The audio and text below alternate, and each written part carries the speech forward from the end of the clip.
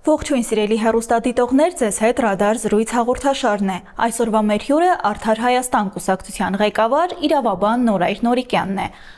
Բարև ձեզ, պարոն Նորիկյան, ուրախ եմ մեզ տաղավարում հյուրընկալելու համար։ Շնորհակալ եմ հրավերի համար, հարգանքներս ձեզ։ Խորհրդարանական ընտրություններին քիչ ժամանակ է մնացել, ներքաղաքական կյանքում տեղի ունեցողը ինչպես կգնահատեք։ Շնորհակալություն մեկ անգամ եւս հրավերի համար։ Բնականաբար քաղաքական դաշտում քաղաքական դերակատարների դիրքավորման, նախապատրաստական ուժերի հաշվեկշռի հստակեցման ժամանակահատված է,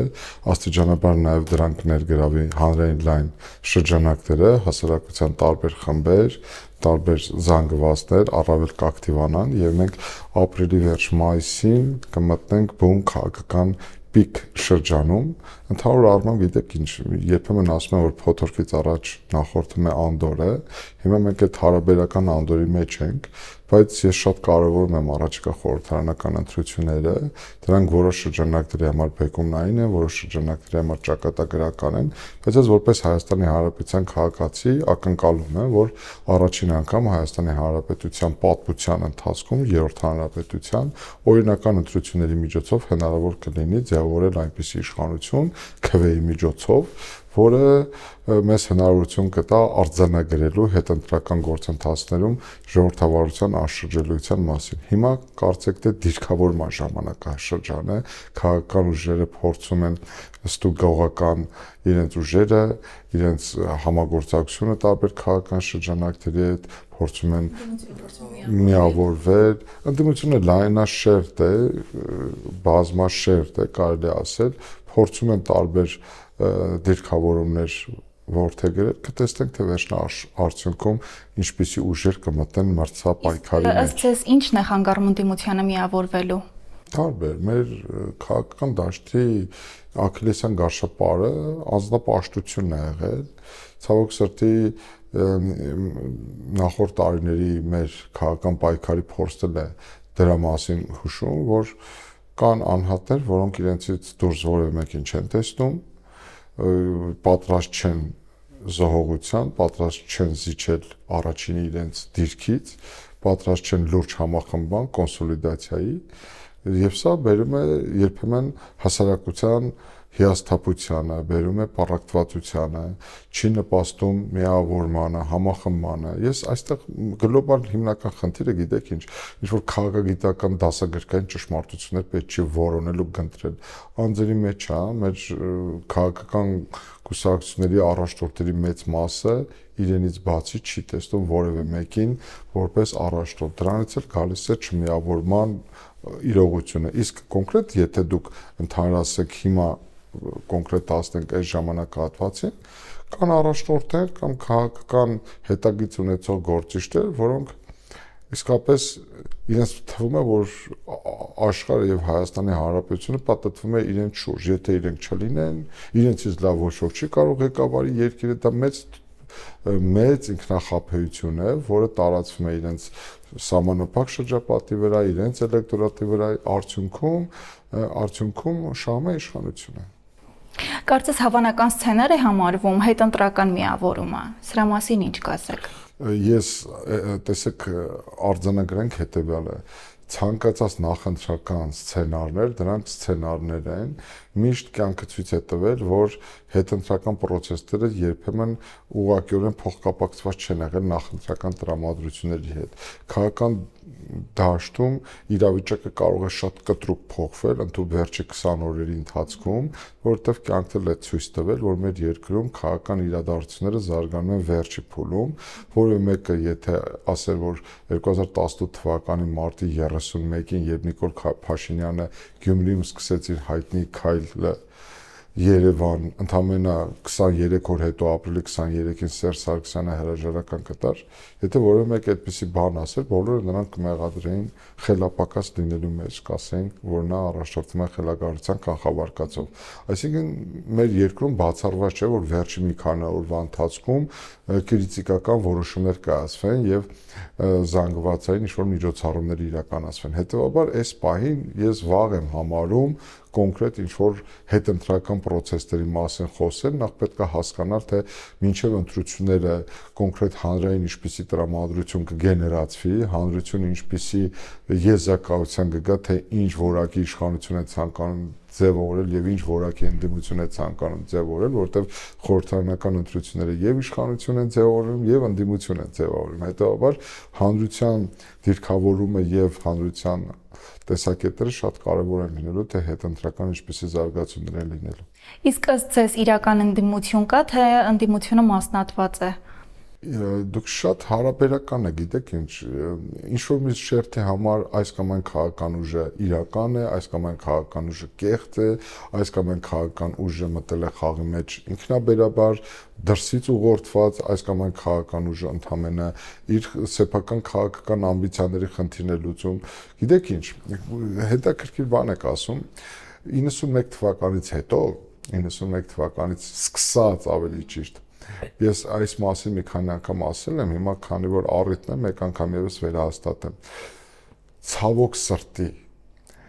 մեր ժողովուրդը մշտապես համախմբվել է անհատի շուրջը, խարիզմատիկ անհատի շուրջը։ Երբեք գաղափարները առաջնային չեն եղել, երբեք գաղափարները լոկոմոտիվ չեն դարձել։ Իսկ անհատի շուրջը փորձենք հստակեցնել։ 1991 թվականին դա Լևոն Տեր-Պետրոսյանն էր, 96 թվականին, 1996 թվականին դա Վազգեն Մանուկյանի շուրջ էր, կրիտիկական զանգվածը համախմբել։ 1998 եւ 2003 թվականների ընտրությունների ժամանակ բնականաբար սկզբում Կարեն Դեմիրճյանի, հետո Ստեփան Դեմիրճյանի։ 2008 թվականի մարտի 1 իրադարձությունների ժամանակ էլի կրիտիկական զանգվածը համախմբել էր էլի Լևոն Տեր-Պետրոսյանի շուրջը։ 2013 թվականին ընդդիմության ֆավորիտը Ռաֆի Հովհաննիսյանն էր, իսկ 2018 թվականին արդեն Նիկոլ Փաշինյանը մենք տեսանք թե ինչ եղավ։ 2021 թվականին Ռոբերտ Քոչարյանը փորձ արեց որոշակիորեն զբաղեցնել այդ տեղը, բայց նրա հակառեյտինգը այնպեսի մեծ է, որը հնարավոր չեղավ նրա շուրջ կոնսոլիդացիա ապահովել։ Հիմա տեսեք, ինչքան էլ որ հիմա քաղաքական դաշտում դիրքավորումներ են տեղ ունենում, հանրության շրջանում, վերջի շրջանում կարծեք թե Սամվել Կարապետյանի շուրջ է ձևավորվում այս ընդհանուր կրիտիկական զանգվածի համախմբման գործընթացը։ Տեսեք, անցած տարվա հունիս ամսից երբ նրան ձերբակալեցին, նրանից հետո իրենք կոնկրետ քաղաքական հայտ ներկայացրեցին ու այս ամիսների ընթացքում այո, կոնկրետ քայլեր են անում եւ ակնհայտ են նաեւ սոցիոլոգիական հարցումները, հանրային տրամադրությունները բերել են նրան, որ Սամվել Կարապետյանի շուրջ համախմբվել է ակնկալիքն է գեներացվում եւ որոշ քայլերի պայմաններում շատ հնարավոր է, որ իրեն հաջողվի դառնա հերթական առաջնորդը, անհատը, որը կարող է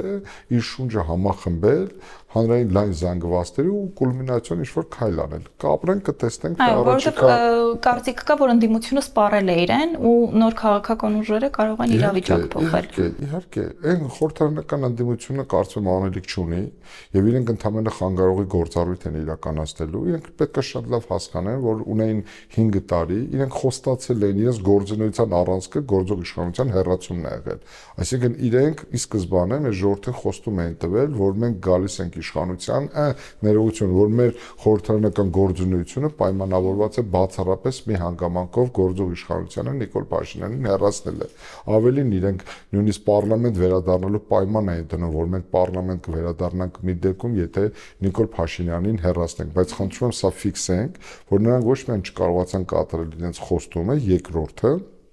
իրենք 5 տարվա մեջ այն պարլամենտն է եղել, խորհրդարանն է եղել, որ այդպես էլ անվստահություն չհայտնեց գործող վարչապետին։ Հիմա թող հետևությունները մեր հասարակության տարբեր սեգմենտներ անեն եւ հասկանանք, թե ինչի հետ գործ ունենք։ Եվ այստեղ ինձ համար արդեն բոլորովին այլ շեշտադրում կա, ինձ համար անհասկանալի է ինչպես գործող իշխանության հավակնությունը կրկին վերարտադրվելու, այնպես էլ գործող ընդդիմության, խորհրդարանական ընդդիմության հավակնությունը ոչ միայն վերընտրվելու, այլև իշխանության գալու։ Այսինքն ակնհայտ է, չէ, որ երկուստ էլ ֆիասկո են կրել։ Ակնհայտ է, չէ, որ մեզ բովանդակային առումով եւ նոր իշխանություն է անհրաժեշտ եւ նոր ընդդիմություն է անհրաժեշտ։ Հետեւաբար ես գտնում եմ հետեւյալը, որ այս իշխանությունը, այս քաղաքական համակարգը եւ իշխանությունը եւ տիտղոսային ընդդիմությունը սպառված, ձախողված իրենց ընտրողներին տված խոստումները չիրականացրած եւ Հայաստանի ապագայի առումով անորոշություն սերմանած քաղաքական ուժեր են։ Ի վերջո, ես բազմաթիվ անգամներ եմ այդ մասին ասել։ Արցախի կործանման եւ Հայաստանի Հանրապետությունը նման իրավիճակի մեջ հասցնելու գործընթացում եւ գործող իշխանությունը եւ խորհրդարանական ընդդիմությունը կրում են համապարտ պատասխանատվություն։ Եվ այստեղ մեկի մեղքը մի քիչ շատ է, մեկինը մի քիչ քիչ է, թող պատմությունը գնահատի, բայց որ խորհրդարանական ընդդիմությունը եւ նրանց առաջնորդները համապարտ պատասխանատվություն են կրում գործող իշխանության հետ նախորդ 5 տարիների աղետալի քայլերի համար, դա ինձ համար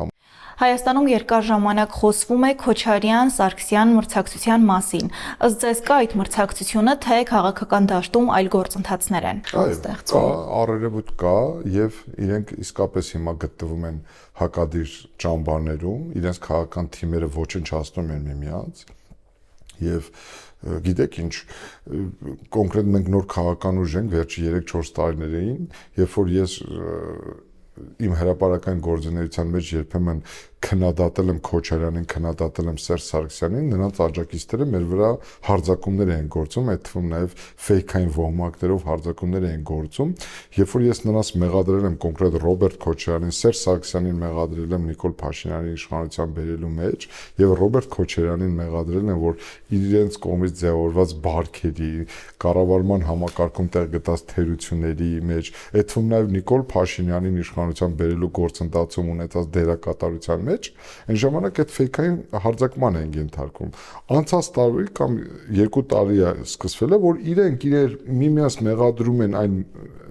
մեղադրանքներով, ինչի վերաբերել ես ինքս եմ տարիներ շարունակ ասում, այսինքն հիմա Ռոբերտ Քոչարյանը իր շրջապատով մեղադրում է Սերժ Սարգսյանին գործող իշխանության բերելու մեջ, իսկ Սերժ Սարգսյանը եւ նրա աջակիցները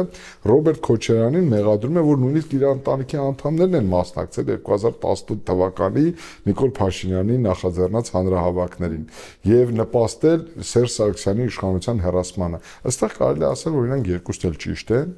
իրենք այդ առումով Նիկոլ Փաշինյանին իշխանության բերելու, ի վերջո գիտեք ինչ, 100 անգամ են կրկնել, չզլանը մեկ անգամ էլ ասել Նիկոլ Փաշինյանի իշխանության գոյությունը կամ իշխանության գալը կամ նրա այս տարիների իշխանության պահպանված լինելը դա հետևանք է Ռոբերտ Քոչարյանի Սերժ Սարգսյանի կառավարման, անփառունակ կառավարման, հանցավոր կառավարման, իսկ ընդդիմադիր գործունեության հատվածում առնվազն վերջի 5 տարիների անատամ ընդդիմություն են եղել իրենք որևէ խնդիր չեն կարողացել ստեղծել Նիկոլ Փաշինյանի համար, որևէ ճիշտ հակառակը Նիկոլ Փաշինյանը իրենց հաշվին մշտապես դիվիդենտներ է հավաքել ժողովրդի աչքին։ Հիմա էլ ուրեմն բոքսի տանձիկի նման օգտագործում է այդ քաղաքական ուժերին վերարտադրման համար։ Գիտեք ինչ, անկեղծ եմ ասում, քանի որ առիթ է ստեղծվել, ես այս մասին կարող է նաև այլ ձևաչափով խոսել, վերջի մի 2-3 օր առաջ Վիտալի Բալասյանյան կա հայտի գեներալներից Արցախի Հանրապետության, որը հիմա այսպես մի աղմկալի հայտարարություն արեց։ Իմ մոտ այնպեսի արդեն զգացողություն է ծնվում, որ իմ մոտ տպավորություն է, որ Նիկոլ Փաշինյանն է խնդրել Վիտալի Բալասյանյանին նման անհեթեթ հայտարարություն անելու, որովհետև Միութենական պետությանը անդամագրվելու օրակարգ ընդհանրապես նույնիսկ Ռուսաստանում չկա հիմա, Հայաստանում ընդհանրապես չկա, չի եղել, որը շատ լավ հասկանում եմ, որ դա անհնար բան է, որպես իրավաբան էլ ես ասեմ ձեզ, Հայաստանի Հանրապետության գործող սահմանադրության 205 հոդվածի համաձայն վերազգային կազմակերպություններին միավորվելու համար անհրաժեշտ է հանրաքվե։ Դա մեն Հայաստանի Հանրապետության քաղաքացիները կարող են որոշել որևէ միավորմանը անդամակցելու համար։ Բայց տեսեք ինչ է ստացվել։ Ինչ որ մեկը, թեկուզ եւ գեներալ, մի անհեթեթ միտք է դնում շրջանառության մեջ ու չգիտես ինչի դրանից շահում է իշխանությունը։ Ամբողջ քարոզչա մեդիան սկսում է աշխատել, վայ, դուք որ գաք իշխանության, նախ ով ասել, որ Վիտալի Բալասյանն է գալու իշխանության, եւ երկրորդը, այդ ոնց է ստացվում, որ մեկը նման անհեթեթ միտք է դնում շրջանառության մեջ, դիվիդենտը դուք եք ստանում։ Եվ երկրորդը նույնը Ռոբերտ Քոչարյանը։ Տեսեք 2-3 օր առաջ ինչ որ միտք է, հարցազրույց է, ոդքասթ է կազմակերպել, ինչ որ մի քանի ժամ կամ 1 ժամ խոսել է, Ինչը հնարավորություն է տվել իշխանության տարբեր ներկայացուցիչների սեփական PR-ով զբաղվել Ռոբերտ Քոչարյանի ֆոնին։ Այսինքն սա եւս մեկ անգամ ինձ համար համոզմունք է դառնում, որ այս մարդիկ Ռոբերտ Քոչարյանը, Սերժ Սարգսյանը, Նիկոլ Փաշինյանի եւ նրա իշխանությանը սնուցող, նրա իշխանությունը վերարտադրվելու համար նպաստավոր պայմաններ ձևավորող սուբյեկտներ են։ Հիմա իմ ասածը հետևանն է, հանգիստ մնացեք ձեր տեղում, թողեք հանգիստ, եթե դուք իսկապես ցանկանում եք, որ Հայաստանում որակապես նոր իշխանություն ձևավորվի եւ որակապես նոր ընդդիմություն ձևավորվի։ Ինչպես ասում են իրենց դասականը, հիմա ժամանակն է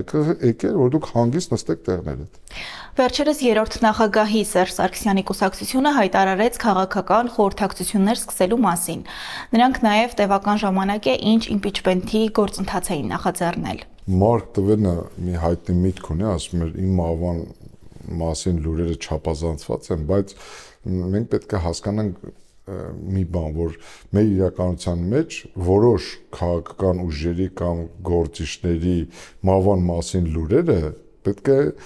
համարել չչափազանցված։ Կոնկրետ հանրապետական կուսակցությունը եւ նրա քաղաքական առաջնորդը ես վստահ եմ, որ ունեն համապատասխան քաղաքագիտական միտք, գիտելիքներ, իրենք շատ լավ հասկանում են, որ իրենց գնացքը վաղուց գնացել է,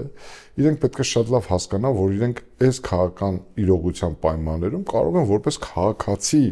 մասնակցել եւ իրենց ընտրությունների ընթացքում իրենց քվեով կատարել իրենց քաղաքացիական պարտքը, բայց որպես դերակատար, կրկնում եմ, ես կարծում եմ հետեւյալը, իրենք վաղուց պետք է հասկանան, որ նույնիսկ եթե իրենք իսկապես հիմա ուզում են, որ գործող իշխանությունը հեռանա, իրենց նման դիրքավորմամբ իրենք անուղղակիորեն նպաստում են իշխանության դիրքերի ամրապնդման, հետեւաբար շատ լավ կլինի, որ իրենք առերևույթ կամ արտաքնապես որևէ դերակատարություն չունենան։ Իսկ Արդար Հայաստան կուսակցությունը մասնակցելու է խորհրդանական ընտրություններին։ Ամենայն հավանականությամբ մենք այս ամսվա վերջին կանենք համագումար եւ համագումարի ընթացքում բնականաբար նման օրակարգ կա ձևակերպելու, հստակեցնելու մեր դիրքորոշումը առաջիկա խորհրդանական ընտրությունների ժամանակ եւ վստահեցնում եմ ձեզ, մենք կձևակերպենք մեր քաղաքական որոշումը եւ այն կներկայացնենք մեր հանրությանը, թե ինչպեսին ենք տեսնում կամ ինչ ձևաչափով ենք մասնակցելու խորհրդարանական ընտրություններին, կրկնում եմ այդ մասին առավել հանգամանալից մենք հանդես կգանք այս ամսվա վերջին ենթադրվող հրավիրվել եք համագումարի ժամանակ։ Իսկ ձեր կուսակցությունը ընդդիմության միավորման հետ կապված ինչ դիրքորոշում ունի։ Այո, մենք գտնում ենք, ես անցած տարվանից եմ այդ գործընթացին միտված շատ ինտենսիվ քայլեր արել, անկեղծ եմ ասում, նախ 2025 թվականի հունվարին ես ինքս հանդես եկա 20-ից 30 կուսակցությունների լուծարման առաջարկով, ես ասացի մենք պատրաստ ենք Արդար Հայաստանը առաջին ինքնալուծարվի եւ միավորվենք 20-30 կուսակցություններով դառնանք մեկ կուսակցություն, ընդ որում ասացի այդ դեպքում ես չեմ էլ հավակնում առաջին տեղին, կռիվ չեմ տալու վարչապետի պաշտոնի համար, այսինքն առաջի տեղի կռիվ չեմ, մեր խնդիրը իսկապես քաղաքական ուժերի միավորման, համախմբման գործընթացն է։ Ես այդ ժամանակ վերջնականապես համոզվեցի, որ մեր քաղաքական դաշտի աքիլեսյան գարշապարը հենց այդ առաջի տեղի կռիվն է, որովհետև իմ շփումների հանրագումար ինձ բերեց մի հանգրվանի, որ մեր ցավոք սրտի կուսակցապետերի մեծ մասը պատրաստ չէ նման զոհողության, ինչը շատ ցավոտ է։ Ես անձամբ պատրաստ էի, հիմա էլ եմ պատրաստ, որտեղ ես շատ լավ հասկանում եմ քաղաքական դաշտի ներկապնակը, մեր համեստ հնարավորությունները, ես տեսնում եմ նաև քաղաքական դաշտի, հանրային դաշտի տրամադրությունները եւ գտնում եմ հետեւյալը, որ այո, հնարավոր է մեծ կոնսոլիդացիայի դեպքում բեկում իրականացնել։ Ես տեսնում եմ նման համախմբման պոտենցիալ, քիչ առաջ ասեցի, Սամվել Կարապետյանը ունի նման պոտենցիալ համախմբելու եւ ճիշտ ազդակների դեպքում ես կասկած չունեմ, որ հանրության շատ լուրջ շրջանակներ կարող են որոշակի, այսպես ասած, դրական լիցքեր հաղորդել նրա գործունեությանը։ Պարոն Նորիկյան, Հայաստանի արտաքին հետախուզության ծառայությունը հայտարարություն էր տարածել, որ տարբեր դերակատարներ փորձում են ճնշում գործադրել հայազգի եւ Հայաստանի Հանրապետության քաղաքացի հանդիսացող անձանց նկատմամբ Հայաստանում սպասվող խորհրդանական ընտրություններին մասնակցության հայտ ներկայացրած քաղաքական որոշ ուժերին աջակցելու գործողություններ իրականացնելու համար։ Սա ինչպես կմեկնաբանեք։ Ես չգիտեմ ինչ ենթատեքստ է պարունակում արտաքին հետախուզական ծառայության գործունեության ձեր կողմից հրապարակված զեկույցը կամ տեղեկությունները, ես ակնկալում եմ, եթե իրենք կոնկրետ ինչ-որ տեղեկություններ ունեն այս կամ այն քաղաքական գործընթացի գործչի վերաբերյալ, շատ լավ կլինի, որ հստակեցնեն, որովհետև ես այդ կազմակերպությանը պատասխանատու կազմակերպություն եմ համարում, բոլոր դեպքերում հենց իր գործառույթը կամ իր սուբյեկտայնությունը ինձ այդպեսին է թվում, ամեն դեպքում թող հրապարակեն ինչի մասին է խոսքը, ինչ ճնշումներ, ինչպես է ձևակերպված կներեք։ Տարբեր դերակատարներ փորձում են ճնշում գործադրել Հայ ազգի եւ Հայաստանի Հանրապետության քաղաքացի հանդիսացող անձանց նկատմամբ Հայաստանում սպասվող խորհրդարանական ընտրություններին մասնակցության հայտ ներկայացրած քաղաքական որոշ ուժերին աջակցելու գործողություններ իրականացնել։ Բայց դերակատարները ներսում են թե դրսում են, պետություններ են թե պետություններ չեն, անհատներ են թե ինչ-որ կազմակերպություններ են, չի նշվում, բոլոր սա ինչ-որ անորոշ ձևակերպում է, ի վերջո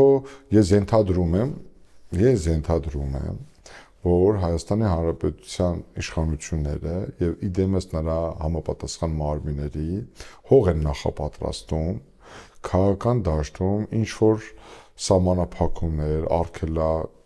արգելադրումներ կամ որոշ քաղաքական ուժերի կամ քաղաքական գործիչների գործունեության ժամանակավոր արգելման, կասեցման, նրանց չեզոքացման, լիկվիդացման, բայց ես բարեկամաբար խորհուրդ կտամ զերծ մնան նման բացասական օրինակներից։ Օրինակ մոլդովական սցենարն է քննարկվում ինչա, ցանկացած երկիր ունի իր առանձնահատկությունները։ Ես դեմ եմ մոլդովական սցենարին, չգիտեմ վրացական սցենարին, ռուսական սցենարին, չգիտեմ։ Հայաստանում պետք է գործի բացառապես հայկական սցենարը։ Իսկ հայկական սցենարը իմ ընկալում է հետևյալն է. Հայաստանի Հանրապետությունում առաջին անգամ օրինական ընտրությունների միջոցով ՔՎ-ի ուժով պետք է կառավարություն փոխվի։ Եթե այս իշխանությունը թվում է, որ ինքը հավերժ է, չարաճար սխալվում է։ Եթե այս իշխանությունը գտնում է, որ ինքը պետք է նորից վերարտադրվի, այս իշխանության գտնելով չի։ Մեր ժողովուրդը պետք է որոշի, այս իշխանությունը վերարտադրվելու է, թե չի վերարտադրվելու։ Ի վերջո, ես որպես քաղաքացի ունեմ իմ սուբյեկտիվ կարծիքը, թե այդ ինչ արածի արդյունքում են իրենք հավակնում նոր իշխանության կամ վերարտադրման, դա լրիվ ուրիշ թեմա է, ուրիշ քննարկում է, ես գտնում եմ, որ իրենք այս տարիների ընթացքում չեն արդարացել իրենց, սպառել են իրենց, ձախողել են բոլոր ուղղություններով ու բոլոր առումներով եւ վերարտադրվելու նույնիսկ բարոյական տեսանկյունից դրա հավակնությունը չպետք է ունենան։ Նիկոլ Փաշինյանը պետք է ասեր ժողովուրդ ջան, ես լավ վատ 2018 թվականին հեղափոխական ալիքի վրա եկել եմ իշխանության, եղել եմ ձեզանից շատերի պարծանքը, դուք ինձ հերոսացրել եք, ցավոք սրտի ինձ չի հաջողվել ղեկավարել, ես պատշաճ չեմ ղեկավարել ինձ վստահված ժամանակահատվածում Հայաստանի Հանրապետության գործադիր իշխանությունը, նույնիսկ այս հարցերում էլ ձախողել եմ, որ իմ կառավարման օրոք կործանվել է Արցախի Հանրապետությունը, մենք ունեցել ենք տարածքային կորուստներ, այս պայն իմ ղեկավարած երկրում կանգնած է ադրբեջանական զորքեր, որոնք օկուպացրել են իմ հայրենիքը, իմ գործունեության կամ իմ կառավարման օրոք շուրջ 4000-ից ավել երիտասարդներ են զոհվել, մենք ունենք 10000-ից ավել հաշմանդամներ, Հայաստանի Հանրապետության պետական պարտքը դարձել է 6 միլիարդից 14 միլիարդ, ինքը պետք է դա արձանագրեր ու ասեր կներեք հայցում ձեր ներողամտությունը եւ չեմ հավակնում վարչապետի պաշտոնին եւ չեմ առաջադրվելու եւ հայցում ձեր ներողամտությունը, բայց սրա փոխարեն այս մարդիկ 65% ստանալու ակնկալիք ունեն եւ ես չգիտեմ մեր ժողովուրդը թող որոշի հանուն ինչի պետք է Նիկոլ Փաշինյանին եւս 5 տարի կառավարելու մանդատ պետք է տրվի ժողովուրդ ջան ուզում եմ այդ հարցի պատասխանը յուրաքանչյուր հայ մարդ ինքն իր համար տա սկսած է մեր ինչպես իրենք են ձևակերպում խեղճ ու կրակ գյուղացիներից վերջացած ամենավերջի քաղաքային քաղաքենին ինչու հանուն ինչու եւս պետք է 5 տարի Նիկոլ Փաշինյանին կառավարելու մանդատ պետք է տա մեր ժողովուրդը որ խաղաղություն բերի Նիկոլ Փաշինյանի օրոք պատերազմ ավելի շատ տեղի քան խաղաղությունը իսկ ով է ասել որ Նիկոլ Փաշինյանի փոխարինող քաղաքական ուժը պատերազմ է բերելու ժողովուրդ ջան ձեզ խափում են Հայաստանը ռեսուրս չունի պատերազմ մղելու Հայաստանը որևէ երկրի հետ պատերազմելու ցանկություն չունի մեր ժողովուրդը որևէ պետության դեմ պատերազմելու խնդիր չունի Այսինքն